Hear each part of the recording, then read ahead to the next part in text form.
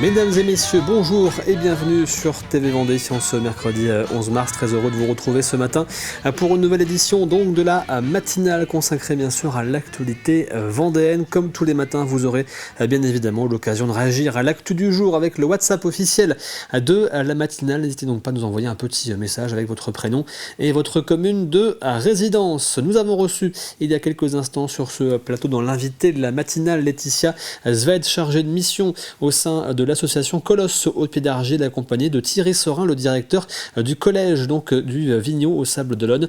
Nous avons parlé avec eux bien de cette semaine de prévention au harcèlement et aux violences sexuelles qui se déroulent actuellement au sein du collège. Interview que vous retrouvez désormais sur tvvendée.fr. On fait maintenant ensemble un point sur votre météo pour aujourd'hui, avec malheureusement bien de la pluie ce matin sur une bonne partie du département. La pluie qui fait donc son retour en Vendée en ce mercredi sur l'ensemble donc du département. Comptez 9 à 11 degrés au niveau des températures pour ce matin. Dans l'après-midi, eh bien, la pluie devrait disparaître et laissant place à quelques belles éclaircies. Quelques nuages resteront présents dans le ciel vendéen, mais rien de méchant. Comptez 13 degrés sur l'ensemble du département. Nous regardons maintenant ensemble les horaires des marées comme tous les matins. On commence du côté de la Tranche-sur-Mer avec un petit coefficient pour aujourd'hui, à 34 à 28, coefficient qui sera identique sur l'ensemble du littoral. Au niveau donc de la Tranche-sur-Mer, la première basse mer était cette nuit à 3h26, rendez-vous ensuite à 15h50, première pleine mer ce matin à 8h27 et ensuite à 21h38. Au niveau du passage du Gois, la première basse mer était donc cette nuit à 3h27, la prochaine sera donc à 15h53, la première pleine mer était à 8h22 et rendez-vous ensuite à 21h et 1 minute. Le soleil, lui, il s'est levé ce matin à 7h27, il se couchera ce soir à 19h06 et nous fêtons aujourd'hui les Rosines. Bonne fête à toutes et il est temps de faire ensemble un point sur l'actu du jour. Voici le journal.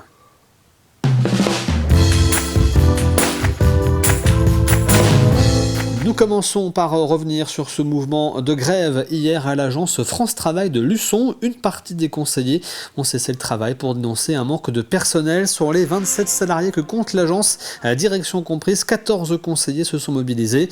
La raison de cette grève, une surcharge de travail, notamment liée à la mise en place de la loi plein emploi. Selon les délégués syndicaux, 5 postes en CDI ne sont plus pourvus depuis 2 ans, soit près de 20% des effectifs en moins. Ils réclamaient donc l'embauche de 5 personnes supplémentaires en CDI sur le site de Luçon.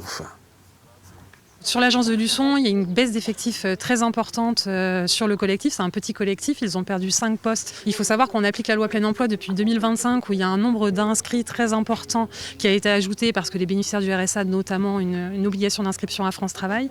Donc une charge de travail extrêmement importante. À côté, une baisse d'effectifs, charge de travail qui augmente. Voilà, l'agence craque, les collègues sont fatigués. Il y a ce qu'on appelle des risques psychosociaux, donc du stress. Ils ont du mal à retrouver leur équilibre professionnel avec leur équilibre vie personnelle, à mener les deux, ce qui fait qu'aujourd'hui ils se mettent en grève pour avoir des effectifs supplémentaires. Je comprends ce mouvement de grève. On est plutôt quand même malgré tout sur un effectif qui est plutôt stabilisé sur cette agence de Luçon, avec 3 intégrations qui ont eu lieu depuis le mois de février. Une nouvelle intégration, ce qui fera 4 en CDI, je parle au 1er mai. Cette agence a connu quelques arrêts longue durée, qui rend des fois la soutenabilité avec une absence plus compliquée à gérer que sur une agence de plus grande taille. Et dans la matinée d'hier, les représentants syndicaux ainsi que les salariés ont été reçus par la directrice régionale de France Travail et le directeur départemental adjoint. À l'issue de cette rencontre et après négociation, les salariés ont obtenu la création de 3 nouveaux postes en CDI. Les CDD seront eux renouvelés et l'enveloppe budgétaire sera maintenue. Le préavis de grève est donc levé. Samedi dernier, 35 lycéennes et lycéens vendéens ont participé à la 4e édition des jurys des bourses de la Vendée aux grandes écoles, organisées dans les locaux de la Caisse régionale du Crédit Agricole à La Roche-sur-Yon.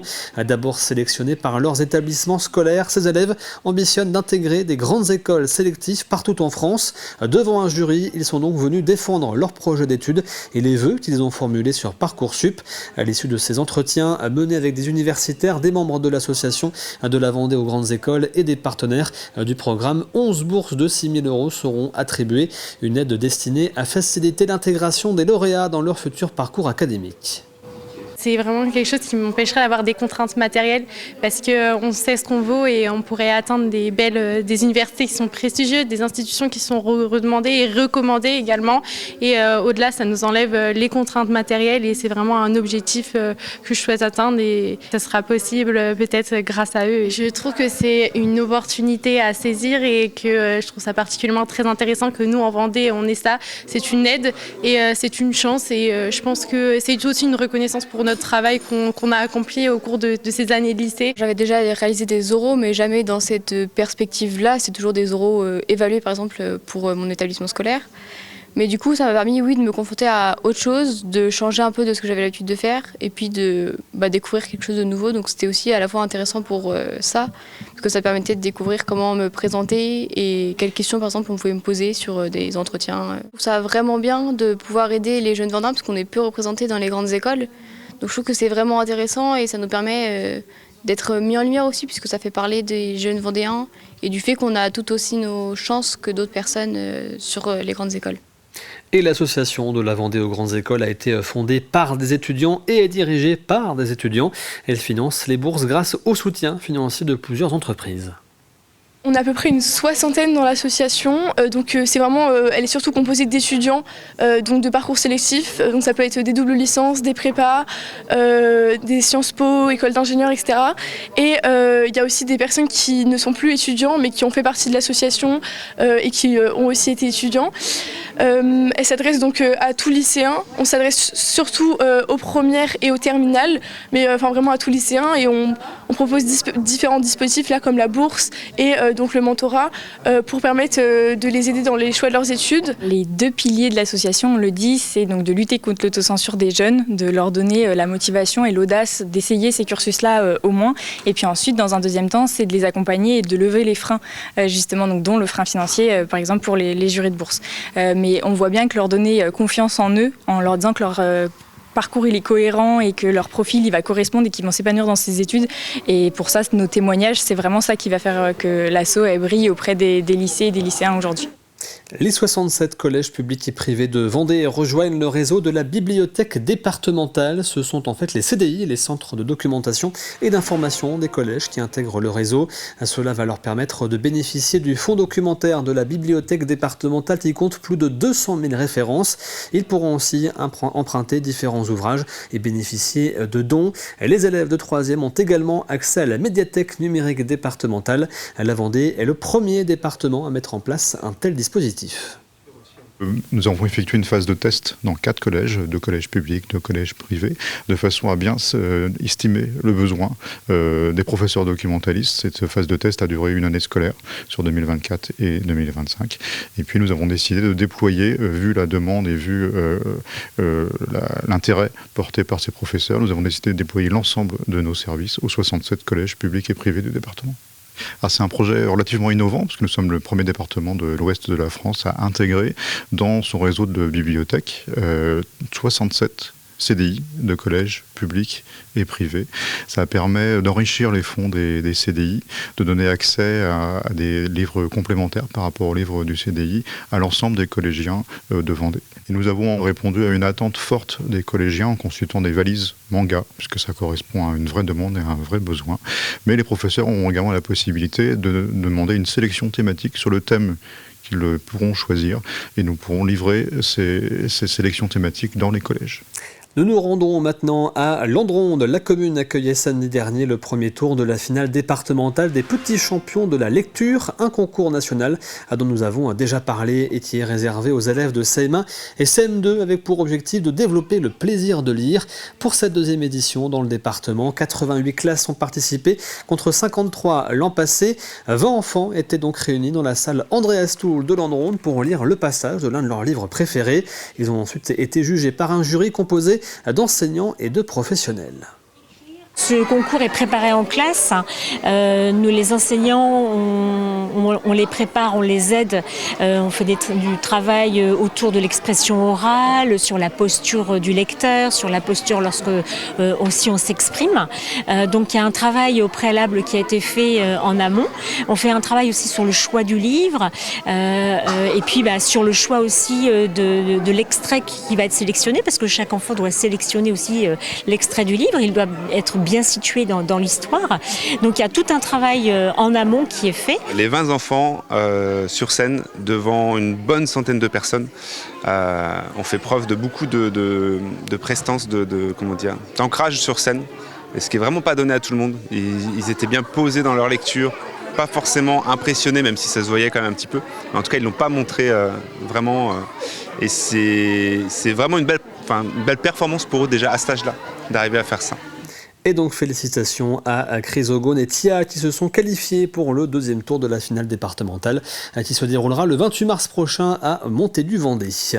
Nous vous en parlions hier, le salon Vendée Pro, ce salon réservé aux professionnels de l'hôtellerie, de la restauration et des métiers de bouche de Vendée, se déroulait en ce début de semaine à La Roche-sur-Yon.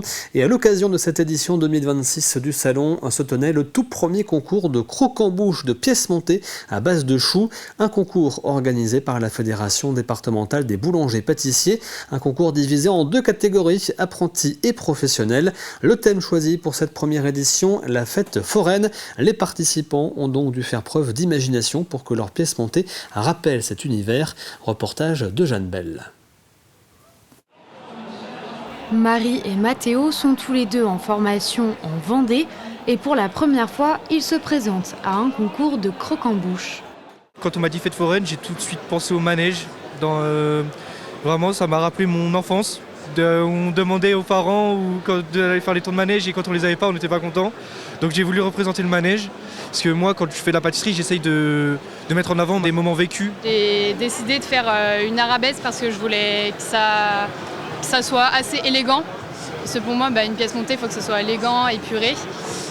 J'ai mis quelques petits détails de la fête foraine pour rentrer dans le thème. Au départ, j'étais partie sur quelque chose de plus rond, donc avec une grande roue. Mais en fait, avec les règlements, du coup, j'ai pas pu faire mon idée principale. Le règlement, c'est Jean-Noël qui vérifie sa bonne application. Poids, taille ou encore qualité sont contrôlés. Je juge la façon de faire, l'organisation des candidats, le nombre de choux, le poids de la nougatine, le poids du pastillage, la grandeur de la pièce. Et ensuite, il va y avoir le jury, eux, qui vont délibérer par rapport à l'esthétique et tout ça, avec une notation. La grande difficulté, c'est de réussir à faire une belle pièce montée, tout simplement, devant des gens. Donc il y a une pression. Ce sont quand même des apprentis qui ont 2, 3, 4 ans d'expérience, qui est peu. Et donc ils ont eu le courage de s'inscrire, le courage de travailler devant tout le monde. Et déjà, en rien que ça, il n'y a pas de perdants, c'est que des gagnants, quoi. Les jeunes ont 3 heures pour finir leur pièce montée. Heureusement, ils peuvent anticiper certaines préparations. Ils emmenaient leurs choux déjà cuits, leur pastillage qui leur sert de décor déjà fait et détaillé. Ils avaient aussi toute leur nougatine qui pouvait être prête. Malheureusement pour les spectateurs, il faudra se contenter de toucher avec les yeux. Les gâteaux ne seront pas évalués selon leur goût. Et merci donc à Juliette Balzé et Jeanne Bell pour ce reportage. C'est la fin de ce journal. On refait un point rapide sur votre météo du jour avec, je vous le disais tout à l'heure, le retour de la pluie ce matin sur l'ensemble de la Vendée. Les températures restent plutôt douces, comptez 9 degrés dans les terres, 11 degrés sur le littoral. Dans l'après-midi, la pluie devrait disparaître, laissant place à quelques éclaircies. Quelques petits nuages resteront néanmoins présents dans le ciel vendéen, mais rien de méchant. Comptez 13 degrés pour cet après-midi.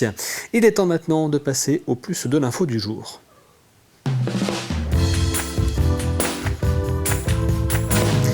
Et dans le plus de l'info, ce matin, rencontre avec les bénévoles de l'association des Amis de la Gendarmerie de Vendée. Rencontre notamment avec son président, le général à la retraite Pierre Renaud. Les bénévoles de l'association étaient mobilisés ces dernières semaines dans les brigades de gendarmerie, mais aussi dans les résidences seniors pour aider à la réalisation des procurations en vue des élections municipales.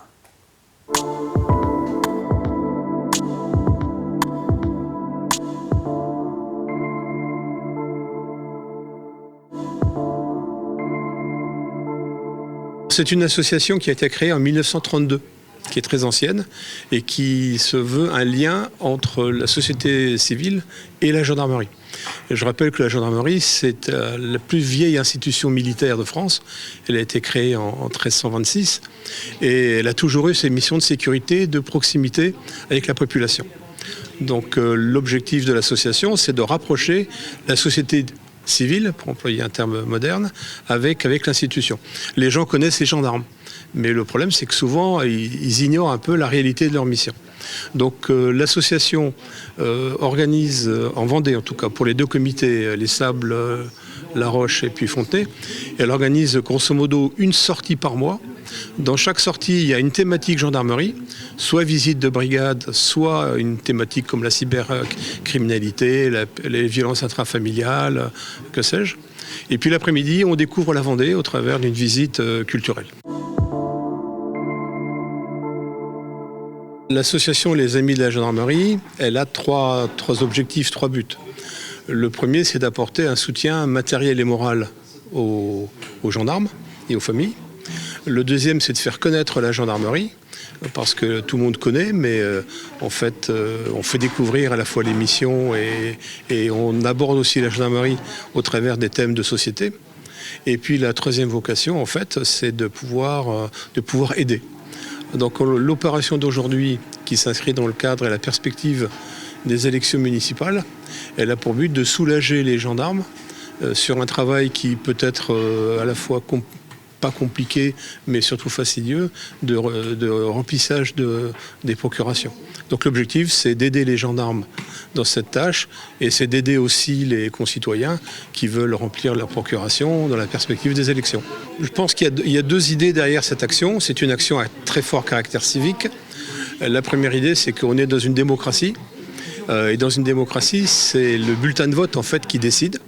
Donc tout ce qui peut, à mon sens, encourager la participation des gens aux élections doit être encouragé. Et puis la deuxième idée, c'est que les personnes âgées sont celles qui utilisent le moins Internet. Donc l'objectif, c'est de venir les voir, de venir les aider. Donc en l'occurrence, on est dans une résidence senior. Et les deux amis adhérents qui sont préposés à cette aide, eh bien, vont aider les anciens. Donc ils sont délégués, on est délégués pour cette mission par le préfet et puis les magistrats. Et donc la personne vient, on l'aide à remplir sa procuration, on signe avec elle le document, et puis c'est les amis qui ramèneront à la brigade de gendarmerie la procuration. Donc simplification pour les personnes âgées.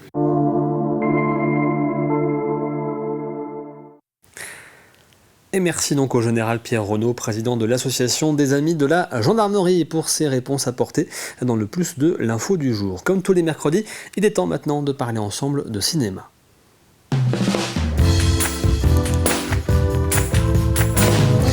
Je vous en avais déjà parlé la semaine dernière, la sortie prochaine en avril du film Pour le meilleur, un film qui retrace la formidable histoire de Philippe Croizon, cet athlète quadri amputé qui avait réalisé la traversée de la Manche. Le film revient à la fois sur la traversée, mais aussi sur l'histoire personnelle de Philippe Croizon et de sa compagne Susanna Sabino. La semaine dernière, nous avions justement écouté Philippe Croizon et Susanna Sabino.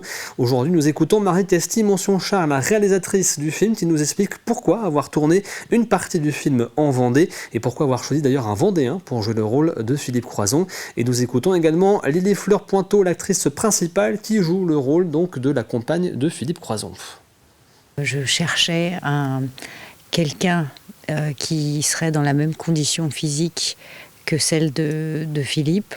Et j'avais découvert sur Internet Pierre Rabin, qui bien sûr n'était pas comédien, mais était malheureusement amputé des 4 membres, et grand nageur qui faisait des compétitions de natation, etc. Alors pareil, je l'avais contacté et il m'avait répondu et je suis venue le rencontrer à La Roche-sur-Yon.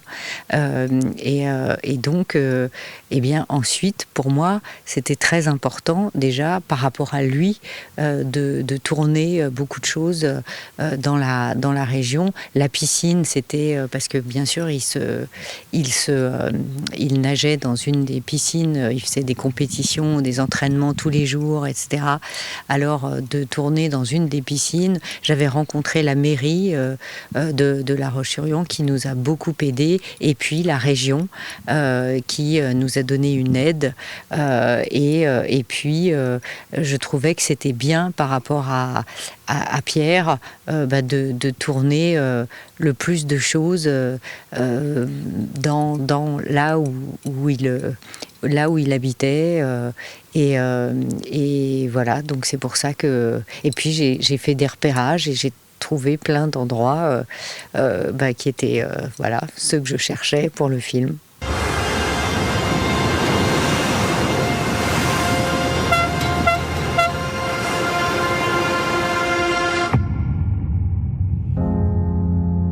Merci beaucoup pour votre invitation.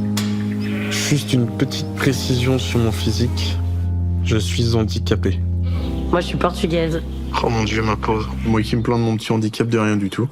Il s'appelle Philippe et il me fait rire. Ta vie est pas déjà assez compliquée comme ça. Philippe, la seule fois qu'une femme a accepté de te rencontrer, c'était pour remplir son frigo avec ton allocation d'handicapé. Tu te trompes. Avec Susanna, c'est pas la même chose. Alors, Philippe Croizon, quel sera votre prochain exploit? La traversée de la Manche. Papa, il sait pas nager, il flotte à peine avec sa bouée. T'imagines traverser une mer? J'ai un objectif à atteindre. Distance, 34 km. Peut-être un peu fou. Philippe! Mais moi, j'y crois. Et si tu commençais déjà par faire une longueur? Déjà ici, une largeur. C'est un rôle extraordinaire, sûrement pour l'instant un des plus beaux que j'ai eu à jouer. Et je suis très heureuse en fait parce qu'il y a 11 millions d'aidants en fait en France et on en parle très très peu. Donc je suis contente que le personnage de Susanna que j'interprète en fait puisse mettre en lumière tous les aidants et aidantes.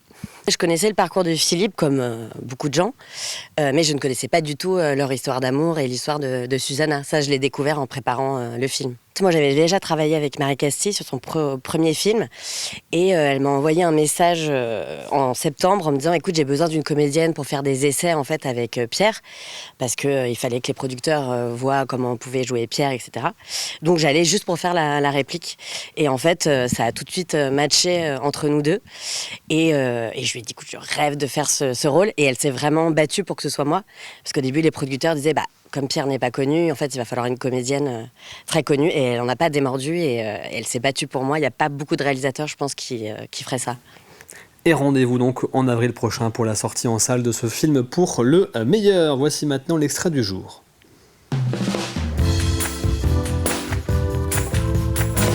Et l'extrait ce matin, c'est votre rendez-vous musique comme tous les mercredis sur TV Vendée. Backstage présenté par David Auvinet. Il reçoit aujourd'hui sur son plateau le groupe Metaphysical Experience. Ils viennent présenter leur dernier album. Et la rencontre avec les poteaux? Alors, Eric, c'est mon oncle par alliance. Ok. Et voilà, il est en couple avec ma tante maternelle. Eric Maudet, c'est ça. Batteur. Ça fait combien de temps, Eric, que tu joues de la batterie? Oula, ça fait à la louche. 40, 50 ans. Ah ouais? Ouais. Ah tu les fais. Je suis plus tout jeune. C'est venu à toi naturellement, là, la batterie? Non, c'est de père en fils. Enfin, tout le monde était batteur dans la famille. Bon. Donc ça m'est resté et voilà. Et alors, la rencontre avec Andy, c'est depuis très longtemps aussi, forcément? Ah oui, j'ai joué avec son papa. Ah ouais, une histoire de famille, c'est génial. Je l'ai connu tout petit. Ouais. Et tu l'as vu évoluer, je l'ai vu évoluer. Oui, complètement. Bon, et Jérôme, alors dans la bande, quand t'es arrivé, toi? Un peu plus tard. Un peu plus tard. C'était en 2022, je crois. Tu joues de quel instrument? De la basse. Et c'est pareil depuis quelques années aussi. À peu près autant. Voilà, c'était important pour moi de m'entourer de bons musiciens qui avaient déjà un peu roulé leur boss. Oui. Ça s'entend. Ouais. C'est un peu arrogant, mais j'ai un peu de mal avec les musiciens de ma génération.